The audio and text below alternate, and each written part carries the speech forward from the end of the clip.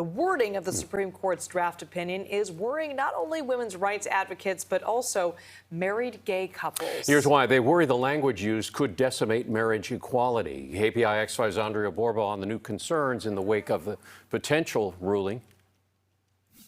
It was December 1st, 1998, when David Perry first met his husband Alfredo in an AOL chat room. It was love at first sight. We got married, had a ceremony, and got our domestic partnership almost a year later, December 4th, 1999, in the garden of one of our very best friends. When gay marriage briefly became legal in California, David and Alfredo moved quickly to get legally married. But now they worry their right to have their marriage legally recognized could be rolled back. There are a lot of things that courts and legislators have based newfound advances in society on a right to privacy. So I think indeed this is a slippery slope.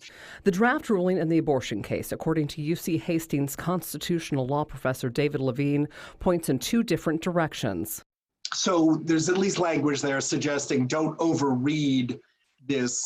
But Professor Levine says, then there's the interpretation of right to privacy, which is the basis for rulings, not only on Roe versus Wade, but also Obergefell v. Hodges, the marriage equality case. There's some wiggle room in words like the Due Process Clause, liberty, etc.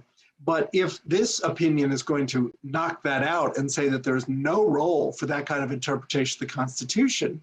E. Gilliam has been with her wife Shireen for 14 years, married for 5 of those. They're now looking into getting the protection of a durable power of attorney in case marriage equality is the next target. You get married, you don't have to think of those things. Yeah, so we'd been thinking about it anyway, just as like, oh, what if we're traveling in a country that doesn't recognize our marriage? Or what if we're traveling in Alabama, right? So, yeah, we have to do that.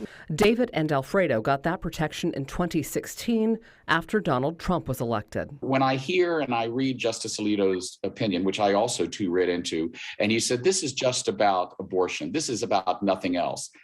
Frankly, I don't put a great deal of faith in those words because we have had our hopes dashed so many times. Also of concern with the draft majority opinion as written could be access to birth control and contraceptives. The Griswold versus Connecticut case that established that right is also based in the theory of right to privacy. Reporting live, Andria Borba, KPIX 5.